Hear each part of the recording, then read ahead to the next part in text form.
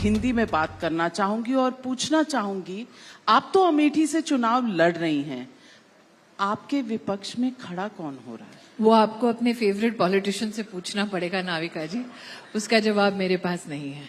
लेकिन ऐसा क्या किया है आपने? लेकिन ये ना कहें कि अमेठी में कहर ढाने वाले सिर्फ हिंदी भाषी हैं, कुछ मृदुभाषी अंग्रेजी में भी वार्ता करते हैं। लेकिन हाँ, फर्क ये है कि जब चुनाव का समय आता है, रिजल्ट की घोषणा होती है, तो कुदरत का ये शायद पॉलिटिकल नियम बन चुका है कि उन पर कहर ढलता है। मैं कभी भी शब्दों में आपसे जीत नहीं सकती। मैं समझती हूं कि पता नहीं आप पॉलिटिशियन बेटर हैं या जर्नलिस्ट बेटर होती, क्योंकि शब्दों का जो प्रयोग आप करती हैं और जिस तरह से शब्दों में जवाब देती हैं, कई बार चारों खाने चित हो जाते हैं पूछने वालों के। तो मैं पूछूंगी, फिर भी आपसे कोशिश करूंगी कि अब तक कांग्रेस पार्टी ने ना अमेठी में ना रायबरेली में कोई भी उम्मीदवार तय किया है।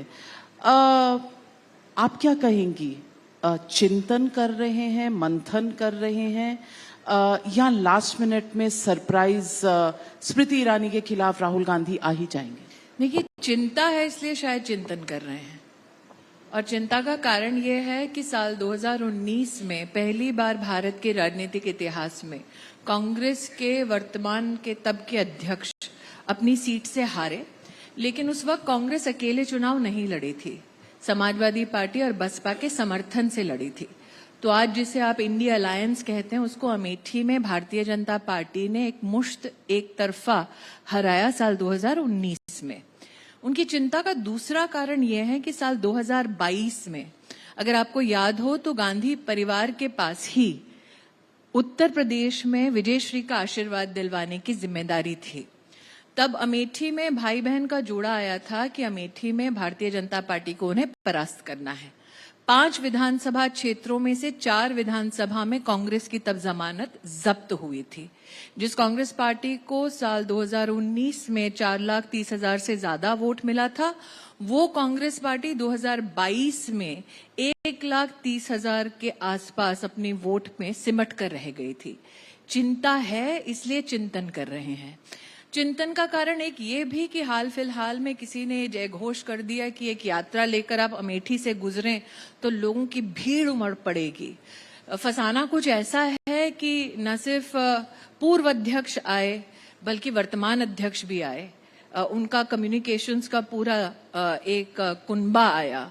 कुछ ऐसे नेता भी आए जो कसीदे पढ़ते हैं खानदान के, और जब वो आए तो उनको समझ में आया कि जनता तो क्या, उनके कार्यकर्ता स्वयं उनका स्वागत करने नहीं पहुंचे थे। हाल ये हो गया कि जब यात्रा लेकर आए तो उन्हें जाकर जनपद के बाहर टोल नाके पर कार्यक्रम करना पड़ा, वहां पर भी कोई नहीं आया।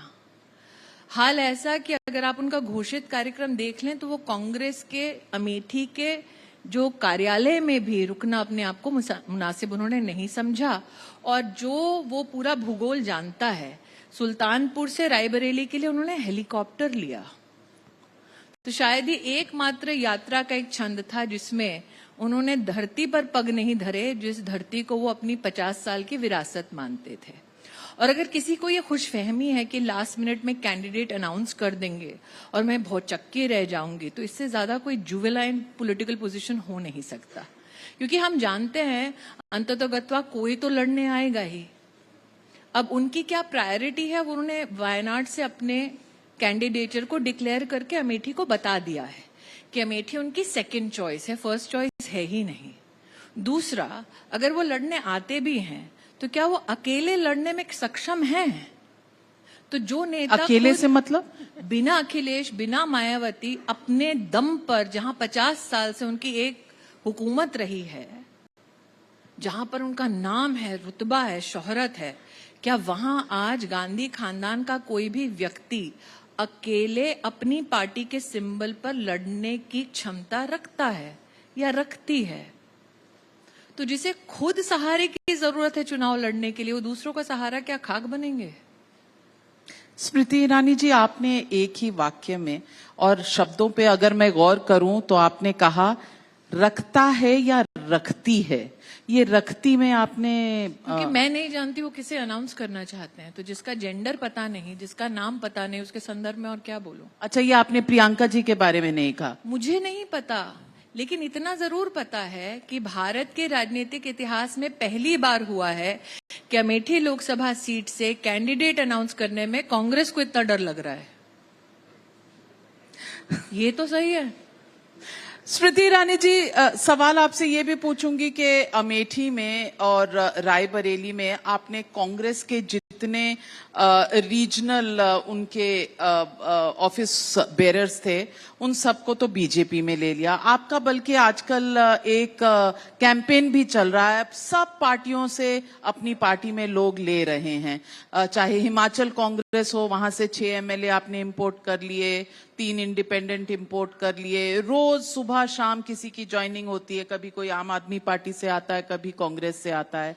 कुछ लोग सोशल मीडिया पे ये कहते हैं कि कांग्रेस मुक्त भारत तो बाद में होगा, लेकिन बीजेपी मुक्त बीजेपी ना हो जाए, सब दूसरी पार्टियों के आ जाए। भारतीय जनता पार्टी में जब अमित शाह जी हमारे राष्ट्रीय अध्यक्ष थे तो 12 करोड़ से ज्यादा हमारा सदस्यता का अभियान था। तो जिस पार्टी की कुल संख्या 10 करोड़ से ज्यादा हो कार्यकर्ताओं की, उस पार्टी में अगर दूसरी पार्टी के पॉलिटिकल कार्यकर्ता आना चाहें, नाविका जी, ये साधारणता नहीं होता कि हर व्यक्ति राजनीति में आता है इस मंशा के साथ कि मैं अपनी पार्टी बदल दूंगा या अपनी आइडियोलॉजी बदल दूंगा।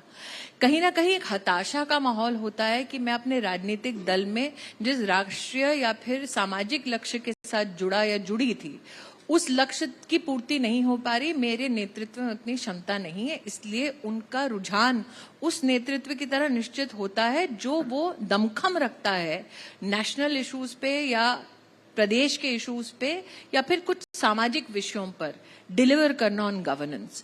तो अगर नरेंद्र मोदी के नेतृत्व को देखते हुए कुछ लोग आना चाहते हैं तो क्या ये उनका लोकतांत्रिक अधिकार नहीं है?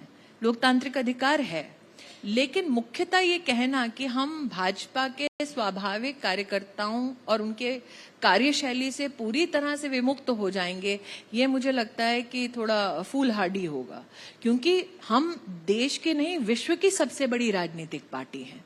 आज चिंता उनको करनी चाहिए जिनका अपना घर वो समेट नहीं पा रहे, जो स्वयं राष्ट्र के उन्नति के लक्ष्यों तक ना पहुंच पा रहे हैं, ना कोई दर्शन दे पा रहे हैं। ये उनकी चिंता का विषय है, हमारा नहीं। आपने कहा अगर गांधी खानदान दिल्ली में होता तो क्या वैक्सीन लगती? अगर गांधी खानदान दिल्ली में होता तो क्या राम मंदिर बनता? अगर गांधी खानदान होता तो क्या 370 हटता? कांग्रेस ने जवाब में कहा है कि मोदी सरकार के रहते चीन हमारी जमीन कब्जा करके बैठ गया है, मोदी सरकार के रहते रोजगार कहाँ है, मोदी सरकार के रहते सामाजिक न्याय नहीं हो सकता क्योंकि वे जाति नहीं गिन रहे, मोदी सरकार के रहते लोकतंत्र नहीं बच सकता क्योंकि ईडी सीबीआई जैसी संस्थाएं उनकी नजर में वसूली भाई हैं।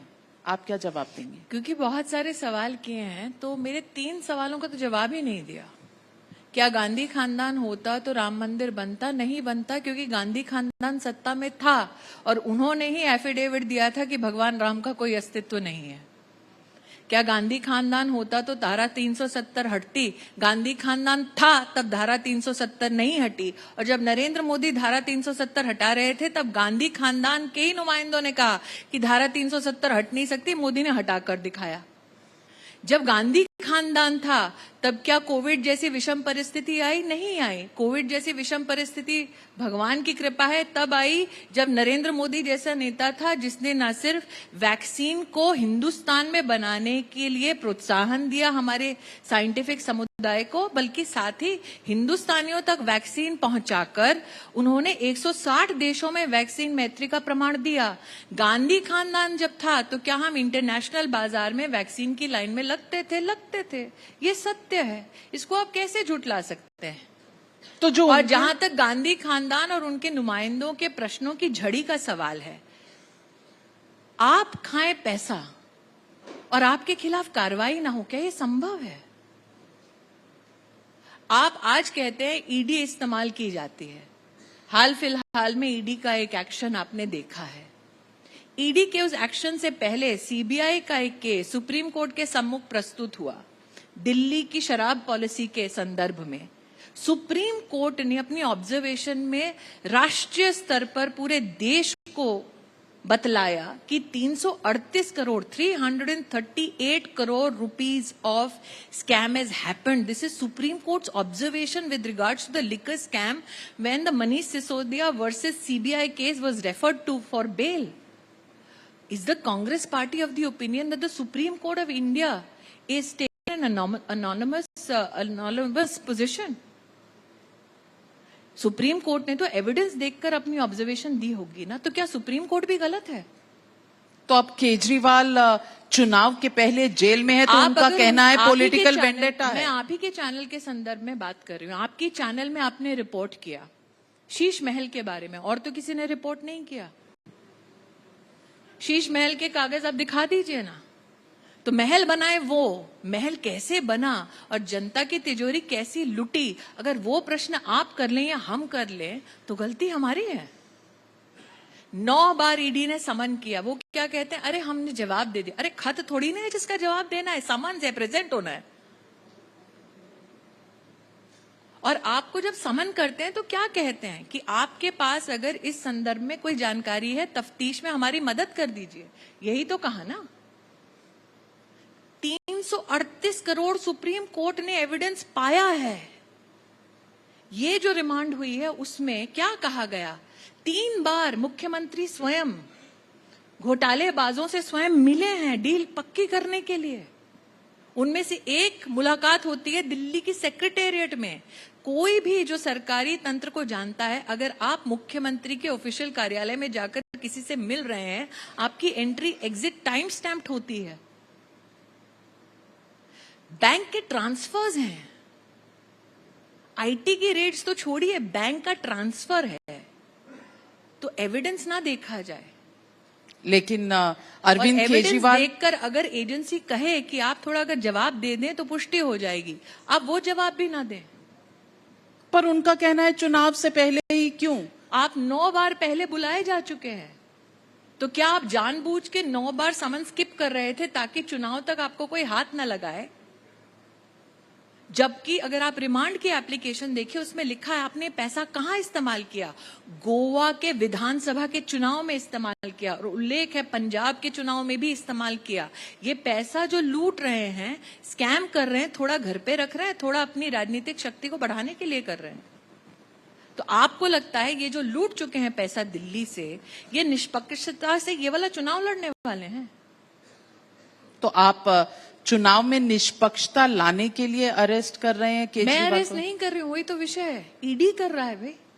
तो आप ये कह रहे हैं कि मैं as an organisational head Arvind Kejriwal secretariat में बैठ के स्कैम कैसा हो उसका लेन देन करे, मनीष सिसोदिया का सेक्रेटरी, और ये सारे जो आपको दस्तावेज आपने दिखाए हैं ये नाविका जी, उसमें व्यक्ति मैजिस्ट्रेट के सामने बिना किसी ऑफिसर के प्रस्तुत होता है। मैजिस्ट्रेट कहता है आप जो कह रहे हैं आप बिना किसी भय के कहे, आप वापस ले सकते हैं अपना स्टेटमेंट। वो व्यक्ति कहता है नहीं, मैजिस्ट्रेट के सामने आप लिखिए।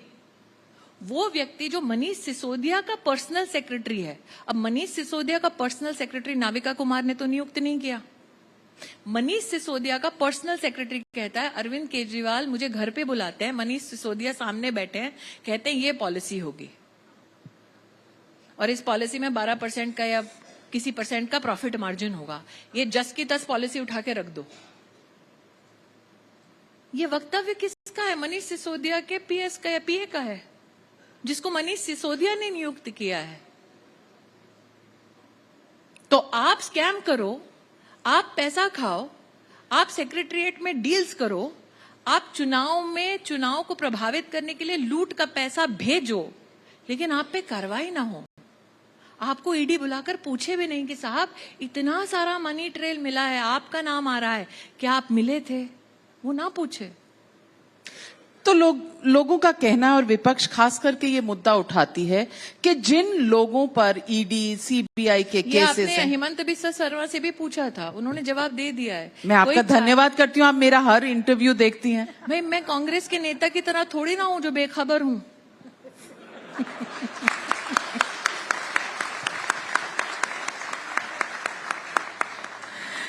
लेकिन एक नई बहस चल रही है देश में। मोदी जी बहुत नाविका डरे जी हुए खबर हैं। बनाती भी हूँ और खबर रखती भी हूँ।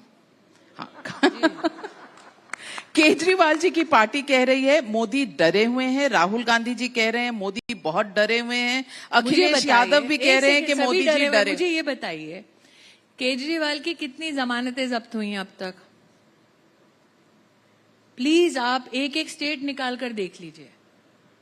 99% उनकी जमानतें जब्त हुई हैं जब जब उन्होंने, अरे बनारस छोड़ के भाग गए, इतना दम था। और मोदी को तुमसे आके लड़ो ना बनारस। खुद अरविंद केजरीवाल लौट के नहीं आए कभी। आपने जेल में रख दिया, शायद लड़ी अरे लेते। भाई ऐसा है, मैं स्पष्ट और सिंपल शब्दों में 2-3 बातें आपको कहना चाहती हूँ। आप मेरी बात ना मानो, आप चुनाव आयोग की वेबसाइट पर जाओ और देखो कि अरविंद केजरीवाल ने जब भी ये ब्रवाडो किया है फेक, कहां कहां से उनकी जमानत जब्त हुई है। उन्होंने कहा यूपी में बिल्कुल हम आ रहे हैं, जमानत जब्त। उत्तराखंड में हम आ रहे हैं, जमानत जब्त हुआ है उनका। आप 2019 का लोकसभा चुनाव, अरे मैंने जमानत जब्त कराई है आम आदमी पार्टी की अमेठी में, क्या बात कर रही हैं आप? अब जिसकी जमानतें जब्त हो रही हैं वो आके ऐसे चौड़े हो रहे हैं कि हमसे मोदी डर रहा है। अब भी अगर मैं इस मंच पे बोलूं अब की बार, तो लोग बोलेंगे कम से कम, क्या बोलेंगे? और बट मेरा इशू ये है, अगर केजरीवाल यहां बैठा होता और अपने बारे में ये कहता तो कितने ये बोलने वाले थे। हंस रहे हैं लोग, तो ये पब्लिक है, सब जानती है। राहुल गांधी फिर क्यों कह रहे हैं कि मोदी डरे हुए हैं? आप उनके अकाउंट फ्रीज कर देती हैं, पैसा नहीं है लड़ने के लिए चुनाव। एक सेकेंड, जिसको अमेठी आने से डर लग रहा है वो मोदी उससे डर रहा है, ये बोल रहे जिसको मुझसे डर लग रहा है। और जहां तक उनके केस की बात है, मैं दोबारा कहती हूं, मैं बेखबर नहीं हूं, आप ही के चैनल ने चलाया ना, तो आप कैश ट्रांजैक्शंस करो, आप जनता से लूटा हुआ पैसा, अरे वो ऐसी फाउंडेशन चलाते हैं जहां हमारे लोकसभा क्षेत्र में जमीनें जब्त करके बैठे हैं। तो आप जनता की संपत्ति पे कब्जा के अपना हक बैठे रहो और फिर आप ये ढोंग करो कि आप विक्टिम हो। मुझे 10 साल हो गए राहुल गांधी को बोलते हुए कि उनके पास, और मैं आज स्पष्ट ये, क्योंकि बहुत ही पढ़े लिखे प्रबुद्ध जनों का समिट है, उन्होंने 30 साल पहले अमेठी जैसी जगह में सरकारी जमीन ले ली 600 रुपए में, लीज की अपने लिए, कि हम हॉस्पिटल बना देंगे, अपने लिए गेस्ट हाउस बना दिया। सरकार की वो जमीन सरकार को लौटाई नहीं। मोदी प्रधानमंत्री बने तो हमारे वहां पहली बार मेडिकल कॉलेज बन रहा है। वो 600 रुपए में 30 एकड़ जमीन हड़प गए कॉलेज के नाम पे, और वो कसीदे पढ़ रहे हैं अभी कि वो विक्टिम है। सम्राट साइकिल की जमीन किसानों से उठा ली, उनको ये धोखा देके कि आपके लिए इंडस्ट्री शुरू कर देंगे। इंडस्ट्रियलिस्ट को सामने करते हैं, इंडस्ट्रियलिस्ट अचानक ही बैंकरप्ट हो जाता है रातों रात, और इंडस्ट्रियलिस्ट कहता है कि मैं इनकी फाउंडेशन को जमीन दे देता हूं। जो जमीन कमर्शियल है, जो अंडर लॉ कभी कोई एनजीओ ले नहीं सकती क्योंकि वो कमर्शियल पर्पसेस के लिए, वो राहुल गांधी लेके बैठ जाते हैं, and he is a victim. लेकिन अधीर रंजन चौधरी जी कहते हैं वरुण गांधी कोई सुन नहीं रहा उनकी पार्टी में, आप मुझे उनका क्या सुना रही हैं? लीडर ऑफ ऑपोजिशन या लीडर ऑफ द लार्जेस्ट, अरे वो लीडर नहीं मान रहे, आप मुझे मजबूर करें मैं लीडर मानूं। लेकिन उनका कहना है कि वरुण गांधी जी शायद आ जाएंगे कांग्रेस में और वो अमेठी से या रायबरेली से लड़ें। ऐसा इशू है जिसको भी आना हो, जैसे इन्होंने कहा अब की बार 400 पार, मैं कह रही हूँ 399 तो आएंगे। 400वीं जो सीट है वो अमेठी से आ रही है। कोई भी आए, कोई भी लड़े, किसके साथ भी लड़े, बीजेपी अमेठी जीत रही है। और उसके पीछे एरोगेंस नहीं है नाविका जी, बहुत ही स्पष्ट मैं बताती हूँ क्यों जीत रही है। 15 साल राहुल गांधी या सांसद उन्होंने नहीं देखा। 5 साल में एक बार दर्शन होते थे, या फिर अगर विधानसभा का चुनाव होता है तब दर्शन होते थे। मतलब इस 5 साल में सांसद के नाते 1,09,000 लोगों का हमने घर बनवाया है। 1 लाख परिवार भी अगर आप माने तो एक परिवार में 4 लोग होते हैं मिनिमम। 4 लाख लोगों के पास गांधी खानदान जिसे गढ़ कहता था 50 साल, वहां घर नहीं था। 4 लाख लोगों को जीवन में पहली बार टॉयलेट परिवारों को मिला है। तो अगर 4 लाख घरों में पहली बार टॉयलेट आया और हर परिवार में 4 लाख लोग हैं, इसका मतलब 16 लाख लोगों के पास गांधी खानदान के घर में टॉयलेट नहीं था। I voted you into a position of service. And I'm not talking today, I'm talking 3 years. We've seen it. But I would rather not make a comment on her personally because she's way older than I am. But I have seen in person. So the MP of Amethi was also discharging duties in the Lok Sabha called Raebareli. मैं आपसे पूछना चाहती हूँ So no wonder कि चिंता और चिंतन दोनों सीट के लिए चल रहा है। एक सीट की चिंता है आपको कि सिर्फ चिंतन रायबरेली? मुझे आपने नहीं कैंडिडेट नहीं उतारा? नहीं, मुझे नहीं लगता। हम बिल्कुल अश्योर्ड हैं कि हम रायबरेली जीत रहे हैं, इसलिए वो नहीं उतार रहे कैंडिडेट। मैंने कहा ना, भारत की राजनीति में पहली बार है कि Amethi Raebareli, which is known as the bastion of the Gandhi family, has had no announcement from the Congress party. That is a reflection on them, not on us. Smriti Irani ji, I also want to ask you, और ये सवाल इसलिए भी जरूरी है क्योंकि कल ही आपकी पार्टी में प्रवेश किया एक अदाकारा, एक एक्टर कंगना रनौत ने, और उनके बारे में एक टिप्पणी की गई सोशल मीडिया पर। सोशल मीडिया की चेयरपर्सन कांग्रेस पार्टी की सुप्रिया श्रीनेट द्वारा। बाद में उन्होंने कहा ये उन्होंने नहीं लिखा, वो ऐसा कभी सोच भी नहीं सकती। उनके अकाउंट का एक्सेस कुछ लोगों के पास है, और जिस सीट से This sounds so typical of a Congress party lackey. We are not in control. When we were in power, the NEC was in control. We are not in control now that we are not in power. Our accounts are controlled by some stooge. So basically, we want power. We don't want accountability. तो आपको लगता है कि ये सचमुच भूल से हुआ? देखिए, ऐसा है नाविका जी, it has been their political strategy that if they cannot counter a woman on the basis of facts or in a debate or deliberation, they will assassinate her either character or they will sexualize the attack on her. And let me be frank to your audience today, I am not the only one. You have also faced it as a female reporter. If anybody today wants to go through, and I'm saying this, any female journalist who will freely and frankly indulge in a debate, please go through her timeline after that debate and you will see the choicest of galis coming. The issue is political strategists or activists like me do not become party to that instrumentality because we know it's a waste of our time. तो जो अपनी जमानत जब्त कराने से बचा नहीं सकते, वो टिप्पणियां कर रहे हैं लोगों के कैरेक्टर पे। अगर दम है तो आके लड़े ना, पता चल जाएगा, दूध का दूध पानी का पानी हो जाएगा। मुद्दों पे लड़ो। बहुत आसान है एक औरत के चरित्र का हनन करना, बहुत आसान है उसके चरित्र के बारे में, उसके बैकग्राउंड के बारे में, उसके इतिहास के बारे में बोलना। इशू इज वोटर किस आधार पर वोट करने वाला है, मुद्दों के आधार पर वोट करने वाला है। आप क्या हेल्थ के लिए कर सकते हैं, एजुकेशन के लिए कर सकते हैं, इंफ्रास्ट्रक्चर के लिए कर सकते हैं, नेशनल सिक्योरिटी के संदर्भ में आपका क्या विचार है, या आपकी क्या परफॉर्मेंस रही है। आप मुझे बताइए, Modi speaking of 2047 and the opposition, specially the Congress party, does not have their thoughts together for 2024.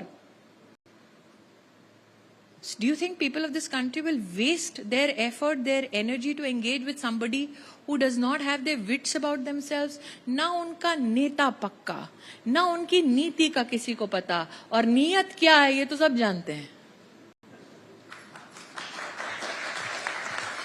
लेकिन उन्होंने कहा है उनकी नीति क्या होगी, वो क्या है? महिलाओं की सशक्तिकरण आपसे करेंगे। बोला भी नहीं जा रहा, आप इतना डिसबिलीव करती हैं। उन्होंने कहा अंडर प्रिविलेज महिलाओं को 1 लाख रुपए देंगे एनुअली। कितनी औरतें हैं बताइए? Let's do the math. I am not a mathematician. Who is in this August audience? An economist, mathematician, statistician, कोई तो होगा विदुषी यहाँ पे। अगर नरेंद्र मोदी ने 230 मिलियन गरीब औरतों का जीवन में पहली बार बैंक का अकाउंट खोला, so let's go only by that number, ठीक है। अगर 30 करोड़ मुद्रा योजना का लोन लिया है 30 करोड़ औरतों का, let's not even look at that, 200 मतलब 23 करोड़ औरतों का आप ले लीजिए, सिर्फ एक नंबर, ठीक है। हर उस औरत को वो 1 लाख रुपए देंगे। Do the math. और हर महीने दे रहे हैं कि हर साल दे रहे हैं? हर साल। हाँ, और 5 साल के लिए फिर क्या नंबर हो जाता है? Everybody just stop and just do the math. 23 crore औरतों को कांग्रेस पार्टी कह रही है 1 लाख रुपए देगी हर साल 5 साल के लिए। And what is the size of your economy?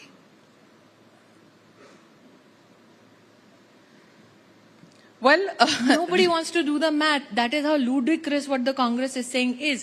What I take an umbrage against is that they think they can still fool the Indian voter. That the Indian voter will not sit down and do the math. लेकिन उनका ये भी कहना है कि आप जाति जनगणना नहीं कराना चाहते, सोशल एम्पावरमेंट, सोशल जस्टिस नहीं करना राहुल गांधी की चाहते। जाति क्या है बताइए?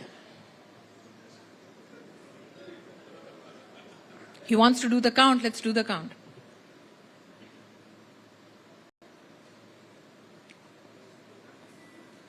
वो तो जनेऊधारी हिंदू हैं, वो जाति। I'm not getting into a personal issue with regards to Mr. Gandhi.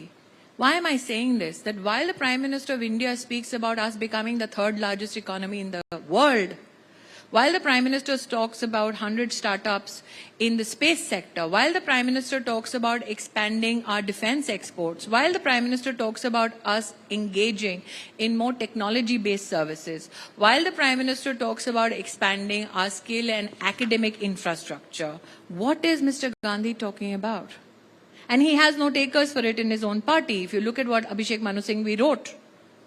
Can you imagine doing this to our country, which is propelling its efforts towards a greater economic status in the world? So what is Mr. Gandhi offering you? He's offering you divisions on the basis of religion, gender, caste. He wants you to regress, all so that somebody can give him one shot at being king of the day. You know, when fools try to fool others, they end up only manifesting how foolish they truly are. आप राहुल गांधी को फूल बुला रही हैं? नहीं, मैंने कहा फूल, आपने कहा राहुल गांधी, आपका प्रॉब्लम है। नहीं, प्रॉब्लम सब हमारी होती है, जर्नलिस्ट ही सब गलतियां करते हैं, पॉलिटिशियन कभी नहीं करते। नहीं, आपने सवाल पूछा, मैंने जवाब दिया। मैं आपसे पूछना चाहती हूँ, अखिलेश यादव जी ने कहा है कि 2014 और 2019 को भूल जाएं। इस बार उत्तर प्रदेश में वो रिजल्ट आने वाला है कि सब लोग चौंक जाएंगे, क्योंकि पिछड़ा, दलित और अल्पसंख्यक का जो फॉर्मूला है वो लोगों को इतना पसंद आया है कि क्या सारे यही बोला था समीकरण उन्होंने पलट विधानसभा के चुनाव में? डायल बैक, क्या ये 22 में बोला था? इतना शौक हो गए कि उससे उभरने में उनको 2-3 साल लगे। बोला यही था 22 के विधानसभा के चुनाव में भी। लड़के हैं, लड़ सकते हैं, लड़ लिए। Issue is again, what are they telling you to fight on? Caste, religion, and what is BJP talking about? Development, talking about issues of health, infrastructure, education, skill. Did you hear this from them? No. Anti incumbency, आपको लगता है अब की बार जो आप पूछ रही थी उसमें एक इशू हो सकता है एंटी इनकम्बेंसी, उसमें एक इशू हो सकता है जो डिक्टेटरशिप की बात होती है? आपने अलग से एक अपना सर्वे वर्वे चलाया, उसमें आपको क्या मिला नाविका जी? आप ही पॉलिटिशियन है, कहते हैं कि सर्वे सारे गलत होते हैं। मुझे छोड़ दीजिए, आपने क्या देखा जो आपको सही लगा, जो आपने दर्शकों को दिखाया सर्वे में? बताइए ना, क्या नंबर आया था? नंबर तो बताइए। बीजेपी के उसमें 330 के करीब थे। और जीत का लक्ष्य क्या है? 272। अच्छा, तो फिर रैपिड फायर अब की बार 400 पार पक्का होगा? यहाँ पे जनता ने आपको जवाब दे दिया, उसका रैपिड में क्या फायर ही नहीं बचा उनके जवाब के बाद।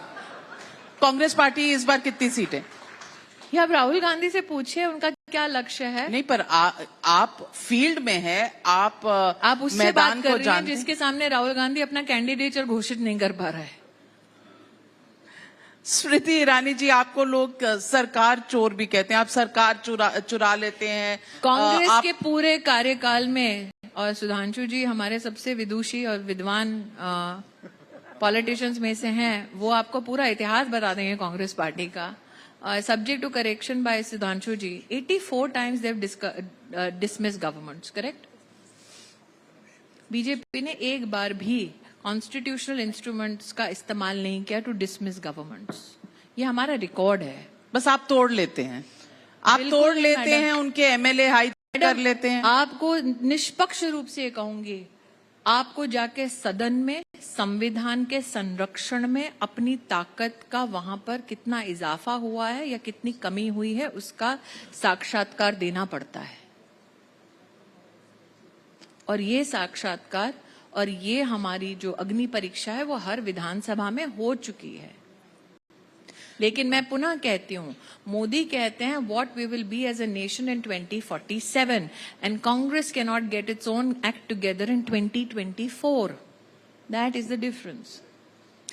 जाने से पहले सिर्फ एक सवाल पूछूंगी, क्या बीजेपी वॉशिंग मशीन मैन्युफैक्चरर भी बन गई है? आजकल आप सबको धोते। देखिए, अगर आपका ये प्रश्न इस बात पर निर्भर करता है कि क्या भ्रष्टाचारियों की धुलाई बीजेपी करेगी, तो निश्चित रूप से।